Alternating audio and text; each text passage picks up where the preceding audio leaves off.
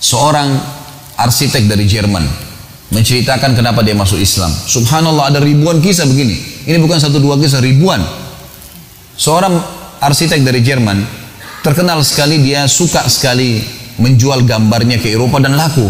Lakunya itu teman-teman karena dia menggabungkan antara literatur klasik dan literatur modern. Termasuk literatur klasiknya dia yang dianggap literatur kuno adalah Al-Quran. Dia suka buka Al-Quran, tapi dia agama Nasrani. Dia buka Al-Quran dan sering dia ikutin ya, arsitektur dalam Al-Quran seperti kisah tentang Fir'aun, piramidahnya, kaum Samud, kaumnya Nabi Saleh.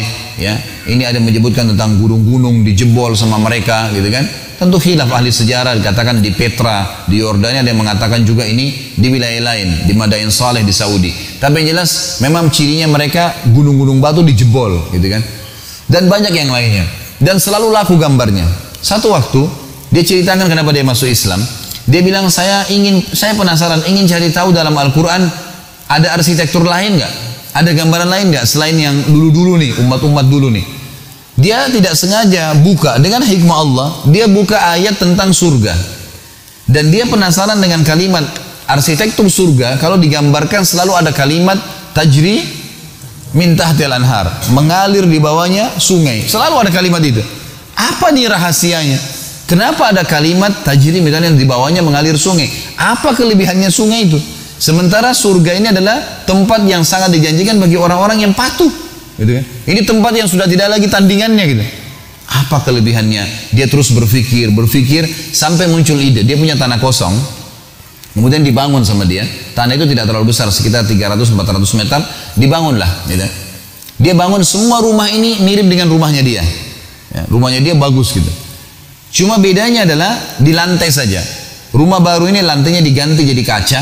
Di bawah kaca itu dibuat lagi ada saluran air yang mengalir, gitu kan? Sehingga orang kalau masuk di rumah itu nganggap dirinya akan injak air karena jernihnya kaca itu, gitu kan? Seperti itulah. Selesai bangun rumah 6 bulan, dia belum sempat tinggal, dia pergi ke beberapa negara Eropa 2 bulan. Di negara Eropa keliling jual-jual gambarnya, tawarin ke perusahaan-perusahaan. Setelah 2 bulan dia bilang saya balik. Tiba di bandara, saya tidak ke rumah saya, tapi saya ke rumah baru itu. Dan ini sebab dia masuk Islam. Saya datang ke rumah baru itu, lalu saya nyalakan semua panel listriknya, lampunya nyala segala. Kemudian saya duduk di sofa saya, termasuk ada panel listrik yang menjalankan air di bawah lantai itu. Dia bilang kemudian saya duduk di sofa. Begitu saya duduk kurang dari 5 menit, semua penat saya 2 bulan hilang. Hilang semua, gak ada penat. Saya penasaran, kira-kira apa penyebabnya nih? Belum minum, belum makan, belum istirahat, cuma duduk saja. Saya lihat gambar wallpaper yang ada di tembok saya sama dengan wallpaper rumahnya. Lampu mewah-mewah tapi sudah ada di rumahnya. Semua diperhatikan satu-satu sampai dia matikan lampu-lampunya. Terakhir tersisa panel listrik air. Mati semua lampu, tinggal panel air itu. Lalu kemudian dia duduk. Dia bilang begitu saya duduk dan saya coba ya menikmatin keadaan, saya temukan ternyata ini rahasianya. Yang membuat penat saya hilang dalam 5 menit setelah capek 2 bulan adalah mendengar gemericik suara air. Dan ini rahasia kenapa surga di bawahnya mengalir sungai. Dikatakan mengalir sungai, ya airnya didengar.